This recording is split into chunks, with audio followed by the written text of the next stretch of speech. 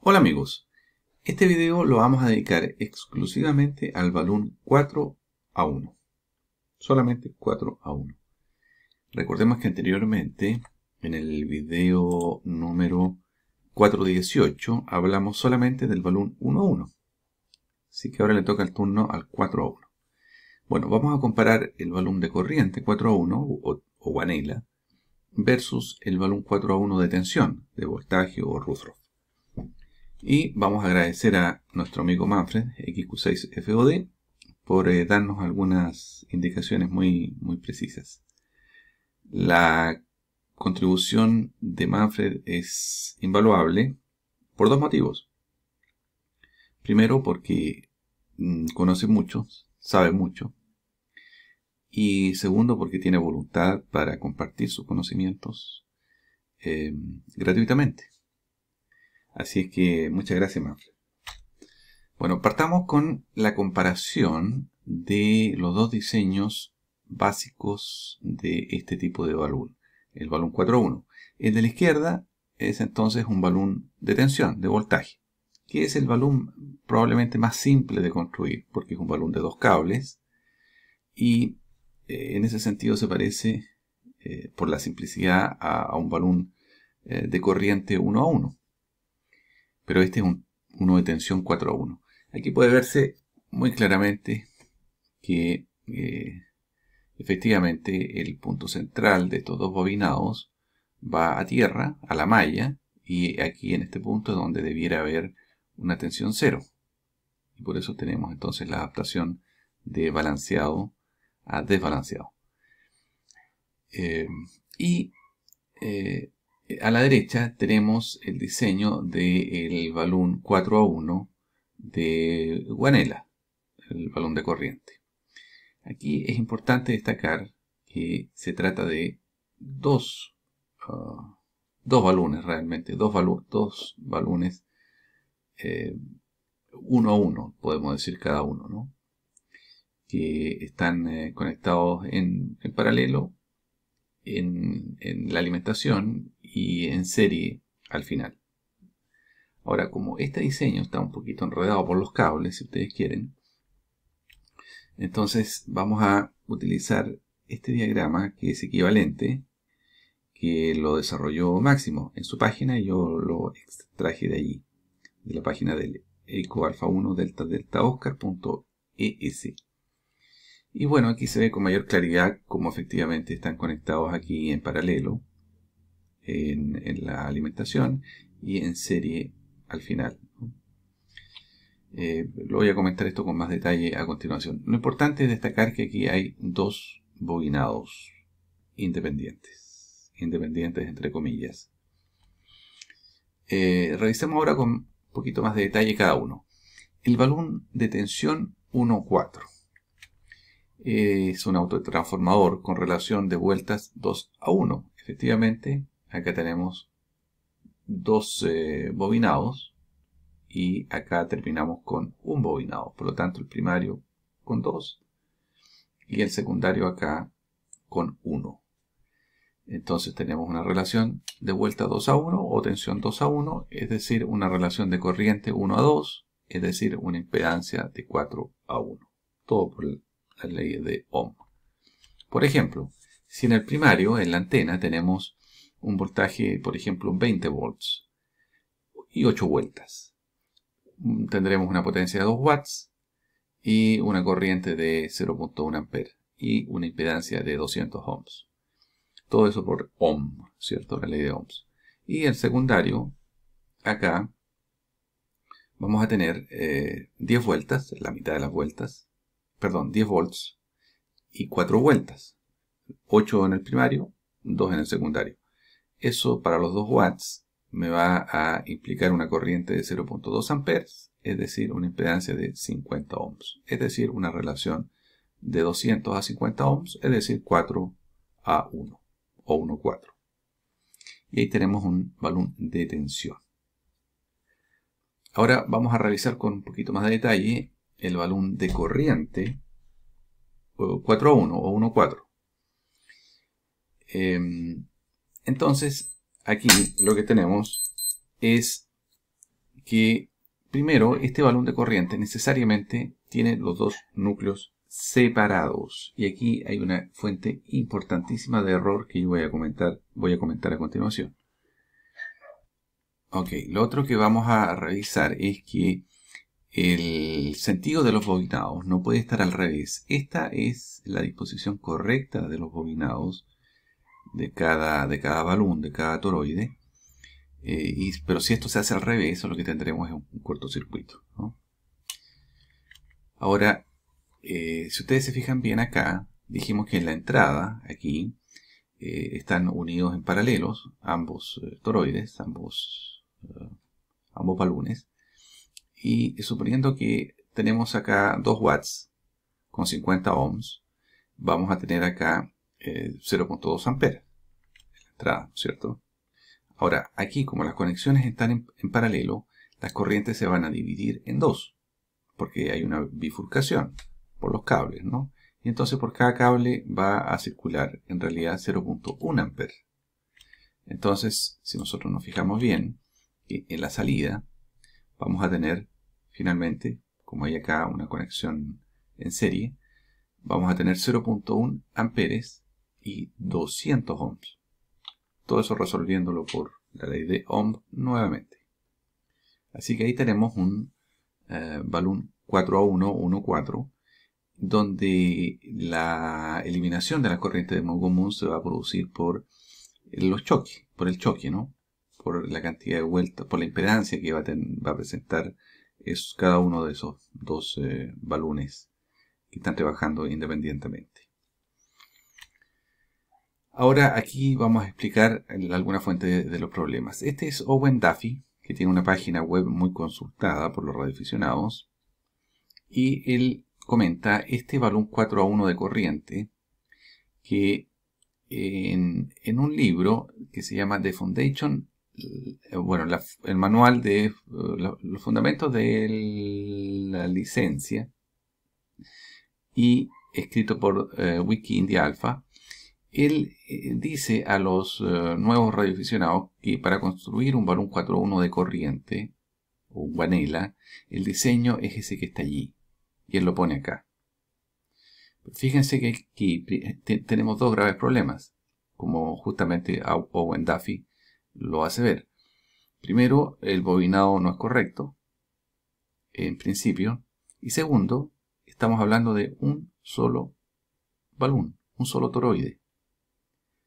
Así que esto realmente no sirve.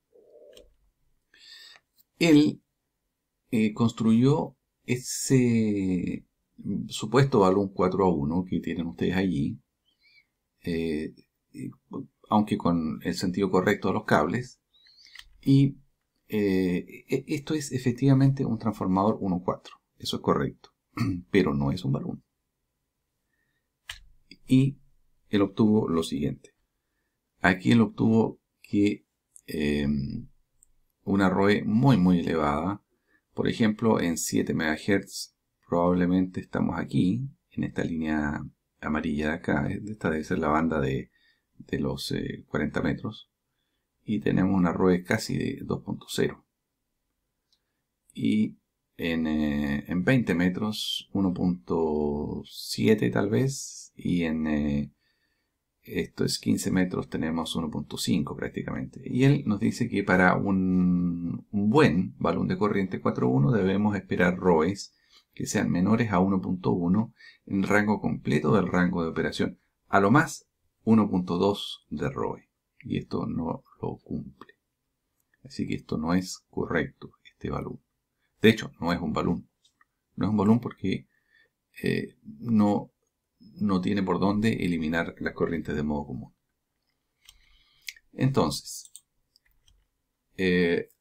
tenemos otra situación interesante de comentar, y es el caso de Jerry Sevick, que también es muy conocido, un gurú de los balones, Wiki2 Fogtronic India, que fue un gran experimentador, y tiene un libro que es de mucha consulta y que es muy valioso por la cantidad de resultados prácticos que él obtiene para muchos diseños.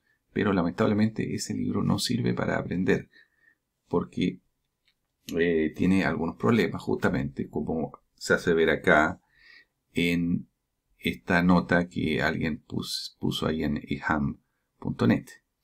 Y él nos dice que aunque Wiki2 Factor by India publicó el concepto del balloon 1.4 de Wanela en solo un core, es decir, un solo núcleo,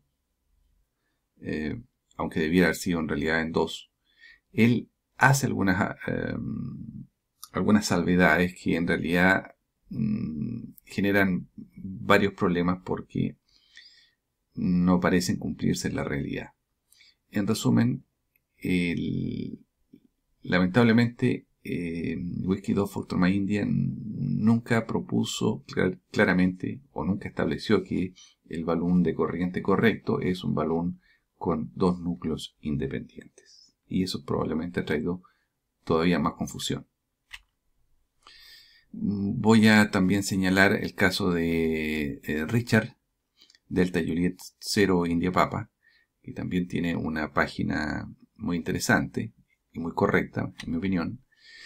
Y él allí indica lo siguiente, respecto de el balón 4.1 Wanela con un núcleo, que sabemos que no es correcto. Y él escribe algo que yo marqué acá en rojo. Dice, el resultado de esto, que está acá, que además está mal bobinado, y en un solo núcleo, dice, el resultado de esto, de este transformador 4.1, cuando es usado con una antena HF, es que va a generar corrientes de modo común en vez de impedirlas. O sea, todo mal. Todo mal. Sin embargo, este supuesto balón de arriba es un cortocircuito porque está mal bobinado, ya lo había comentado. Y aquí abajo nos dice que el correcto balón 4.1 de corriente, Wanela, es uno que tiene dos bobinados independientes, como se muestra allí. Bueno, a pesar de que el concepto de hot y cold aquí no tiene nada que ver, pero esa es la idea. Eso es correcto al principio. Ahora, estos diseños erróneos de balones, de supuestos balones de corriente 1.4, proliferan en Internet. Y yo aquí puse 3 de ellos, ¿cierto? Que todos declaran ser balones 4.1, pero a lo más son transformadores 4.1, pero no cumplen el papel de balones. Y efectivamente, como les decía, este diseño dice no sirven como balones, cumplen la función de transformar impedancia, pero no la función de balón. Es decir, no reducen las corrientes de modo común como deberían, como declaran hacer. Y tenemos aquí un diseño comercial erróneo. Efectivamente, aquí esto está publicado en un sitio comercial de internet. Yo borré los nombres de las empresas. Pero ahí se ve claramente que este diseño que están aquí poniendo es el diseño incorrecto. Y declaran que es un balón 4.1 de corriente. Así que eso no sirve. No sirve. Después, tengo acá otro diseño comercial. Y yo tapé también ahí la información de la empresa. Pero que está disponible en internet. Y tienen nuevamente para un supuesto balón 4.1, balón de corriente, este diseño que es el incorrecto. Incorrecto. Transforma impedancia, pero no hace la función de balón. No reduce la corriente de modo común. Acá tengo otro. También buscado en internet. Un balón supuesto 1.4 de corriente. Que también tiene un solo core. Un solo núcleo. Y por lo tanto es un diseño erróneo. Bueno, la idea de esto es por supuesto contribuir a evitar que que los radioaficionados usen estos tipos de dispositivos que no les van a servir. Bueno, vamos a hablar un poquito más técnico ahora, un par de minutos. Vamos a hablar primero del número de vueltas en los balones de corriente 4.1. Va a quedar escrito acá, por lo tanto yo voy a comentarlo bastante rápido para no tomar mucho tiempo. Dice, en un balón de corriente 4.1, el número de vueltas no es tan crítico. Pero cada uno de los dos balones 1 a 1 debe ofrecer alta impedancia entre la entrada y la salida. La impedancia depende naturalmente de la cantidad de vueltas y de las características del núcleo, pero también de la capacidad parasitaria que aparece en la entrada y la salida. Claro, si hay muchas vueltas, va a haber capacidad parásita, lo que no es bueno. ¿Y por qué necesitamos tantas vueltas? Para lograr cierta impedancia, porque el núcleo no es correcto. Entonces hay varios factores que están trabajando en conjunto. Entonces hay un rango óptimo que depende de la frecuencia, del núcleo y de los conductores que utilizamos, de los cables que utilizamos. Hay que calcular cuánto flujo magnético habrá en el núcleo a potencia máxima de transmisión, el desbalance que puede producirse, etc. Para alta potencia puede que tengamos que bobinar más vueltas que las óptimas para que el núcleo no se sobrecaliente. En general, mientras más vueltas, más bajo el rango de frecuencias en que el balón trabaja bien. Más vueltas quiere decir más inductancia y mayor resistencia, lo que es bueno, pero también más capacidad, lo que es malo. Muchas veces se termina con algo así. Esto es como regla, ¿no? Dice 16 vueltas para la banda de 160 metros. Regla pero rápida, al abuelo de pájaro para tener alguna intuición. Apenas 6 vueltas para 10 metros. Si se quiere un balón para todo el rango de HF, es usual ponerle entre 10 a 12 vueltas para que trabaje con funcionamiento óptimo en 40 metros, 40 y 20 metros, naturalmente degradándose un poco hacia ambos extremos. Hablemos un poquito de la línea de transmisión del balón de corriente. Y esto se puede también generalizar un poco hacia todos los balones de corriente. Los conductores tienen que formar una línea de transmisión de la impedancia correcta, es decir, los cables del bobinado. En este caso, recordemos que estamos hablando del balón 4 a 1 de corriente. En este caso tenemos que lograr una impedancia ideal de los conductores de 100 ohms para cada balón. Mientras más largo sea el bobinado en relación a la longitud de onda, más importante se pone este punto. Si el bobinado forma una línea de transmisión de impedancia incorrecta, entonces se va a causar una transformación de impedancia. Efectivamente, la línea de transmisión incorrecta actúa como un transformador de impedancia. Parte con una impedancia y termina con otra muy distinta al final. Eso va a ser adicional al 1 a 4 nominal y además con un resultado no puramente resistivo, es decir, con alguna reactancia. Y además se nos va a correr la frecuencia de resonancia. De ahí la importancia entonces que la línea de transmisión tenga la impedancia correcta. Un balón 1 a 1 simplemente se bobina con cable coaxial de 50 ohms. Estamos hablando del balón 1 a 1 de corriente. Y listo. Pero cable de 100 ohms no es muy común para el balón 4 a 1 de corriente. El cable coaxial de 100 ohms tendría un conductor central delgadísimo, muy frágil. Cable paralelo de 100 ohms requiere alambres gruesos y aislación delgada, y el espesor de esta aislación tiene que ser bien controlado y los dos alambres tienen que estar en íntimo contacto para mantener la impedancia correcta. Ahora, ¿cómo diseñar un balón de corriente 1.4 para cierta potencia y cierta frecuencia? Bueno, no hay una regla simple. Tratemos de cerrar esto. Algunas recomendaciones finales. Hay que combinar varios cálculos iterativamente. Conviene tener un VNA, un nano VNA, y probar el balón en condiciones reales, a potencia máxima, para verificar que no haya ningún error. Pero si hay que nombrar algunos pasos, serían más o menos estos. Paso 1. Elegir un núcleo tentativo. Esto se hace según experiencia o copiando los resultados de las experiencias de otros. Experiencias exitosas. Paso 2. Seleccionar la línea de transmisión a bobinar, que sea de la impedancia correcta, que soporte la potencia, la mitad de la potencia total en el caso del balón de corriente 1.4, que mantenga sus características al doblarla en vueltas cerradas y apretadas y que sea suficientemente blanda la línea para poder bobinarla en el toroide. Paso 3. Calcular y medir cuánta impedancia la impedancia es compleja con reactancia, se obtiene en el rango de frecuencias de interés probando con bobinados de distintas vueltas. De ahí sale la cantidad de vueltas óptimas para la máxima impedancia de choque, que es lo que se busca en los balones de corriente, de todo tipo, pero los de corriente buscan eso. Paso 4.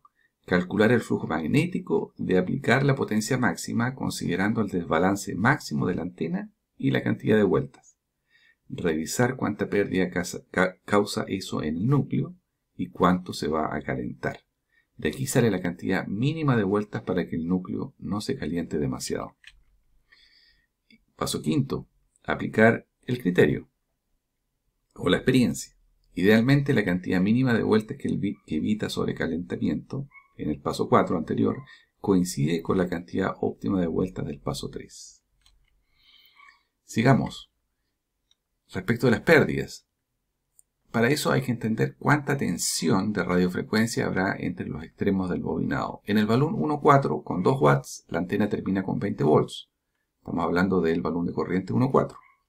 Si está balanceada, esto da 10 volts a cada lado, fase positiva arriba, negativa abajo. Estamos teniendo en mente el balón de 2 toroides, ¿no? La malla del coaxial está a 0 volts. En el balón 1.1 de abajo, hay una bobina entre el lado de abajo de la antena y la malla del coaxial, por lo tanto en esta bobina hay 10 volts entre los extremos. En el balón de arriba, de este balón 4A1 de corriente, hay una bobina entre el lado de arriba de la antena y el vivo del coaxial, que a su vez está a los mismos 10 volts que ese lado de la antena, por lo tanto no hay tensión sobre esa bobina. Al menos ese sería el caso si la impedancia de choque de la bobina fuera infinita. En la práctica nunca lo va a hacer y eso hace que el balón sea imperfecto. Como consecuencia, la malla del coaxial no va a estar exactamente a 0 volts y se va a correr, repartiendo un poco de tensión entre los extremos en los dos balones individuales. ¿Cuánto? Eso depende de las impedancias efectivas entre los extremos que logren esos bobinados. En la práctica, si suponemos que la mitad de la tensión en la antena aparece sobre el bobinado, debiera cubrir todas las eventualidades. La situación real va a ser igual o más benigna que eso. Por lo tanto, en este ejemplo, tendríamos que calcular cuánta pérdida causan los núcleos cuando aplicamos 10 volts entre extremos del bobinado. Y finalmente, respecto a los núcleos, si necesitamos muchísimas vueltas para evitar el sobrecalentamiento del núcleo, y aún se tiene impedancia de choque muy baja, debido a la excesiva capacidad parásita, ese núcleo no sirve. Solución: un núcleo con material con menores pérdidas o bien un núcleo más grande, más caro.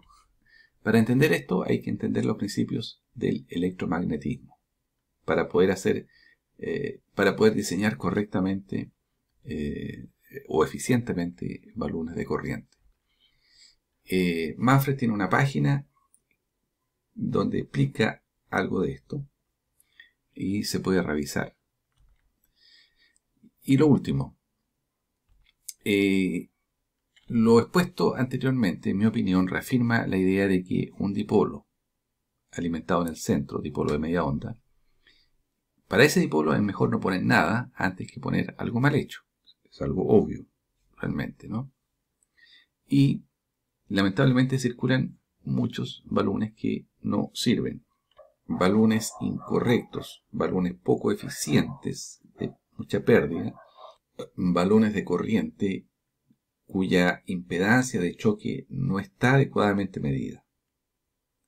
Bueno, como eso es así, eso es un hecho, entonces es mejor no poner nada en el caso de un dipolo alimentado en el centro, dipolo de media onda, antes que poner algo mal hecho.